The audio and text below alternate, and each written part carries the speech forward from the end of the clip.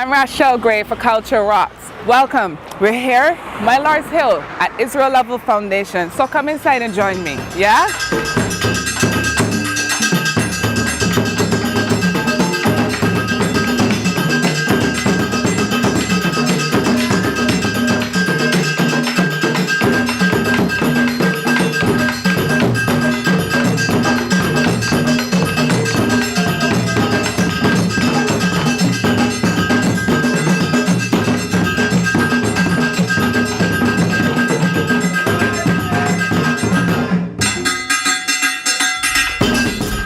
I'm here with Cheryl Hunt, Program Director of Israel Lovell Foundation. Welcome. Thank you. Thanks for having me. Thank you, Rachel. Wow. Tell me about Israel Lovell Foundation. Like, who was Israel Lovell? He found it? No, he wasn't around. We started in 1990s, but we named it after him because we thought that we should keep his memory alive. He did so much, and as a working class man, because he came from working class origins. And he was like Clement Payne's right-hand man in the 1930s. And he was also the president of the UNIA and Marcus Garvey's United Negroes Improvement Association. He was the man in Barbados. He was about getting a better quality of life for Barbadians. So he was involved in the uprising, and he was in the struggle. What does Israel Lovell do for the community as well as for Barbados as a whole, as far as in your eyes? Oh, a lot. I would not have known a lot of my history if it was not part of the foundation. That goes for a lot of persons that pass through. We teach the whole Pan-African business and things. You know, we go know where I come from, know where I go. And our pieces always tell a story, and people consider them to be a history lesson.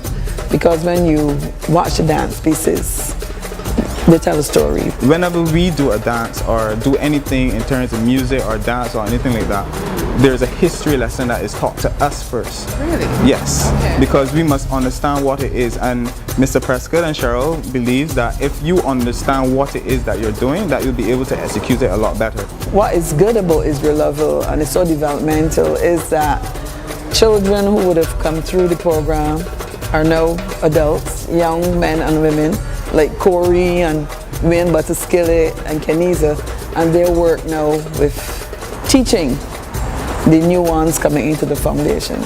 So there's continuity. For young people to get involved in these things, to go and catch it. It's either like a heart, call them off the chain, off the wall, all that kind of things, or them get involved. I do come with all lay down, so you ain't working with that. I thought I believe it's still 15. Because very long you're going to preserve and use understand them thinking.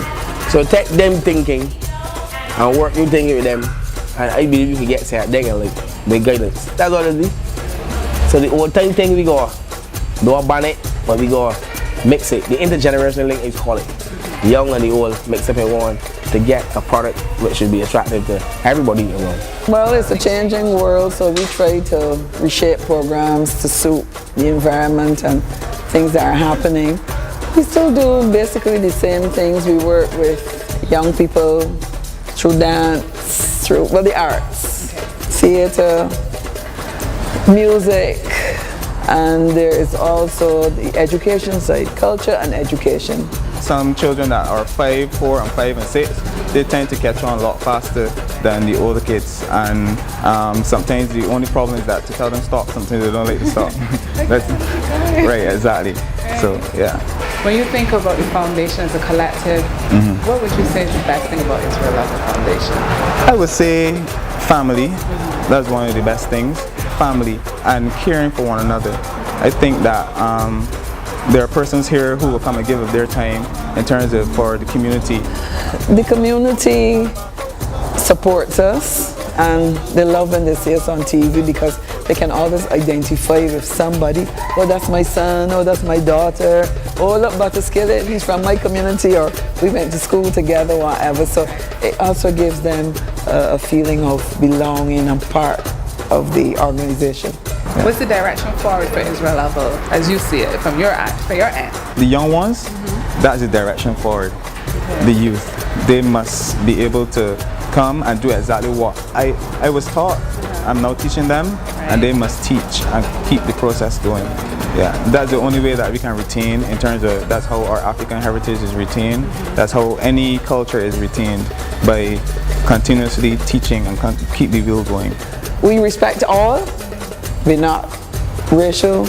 We respect all, but it's like, you know, we don't expect people to put our race down. We try to uplift. It's about upliftment. Your ancestors were all from Africa. You were all brought here. So like persons to be able to accept that. Not to say that you've got to learn how to chant or you got to learn how to do whatever, but at least accept the fact that you're black.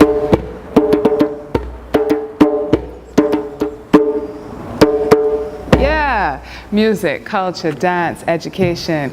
We've done it all today. I'm Rachel Gray, your host for Culture Rocks, and this is BimROCK magazine. You can check us out on BimROCK.com. See you again.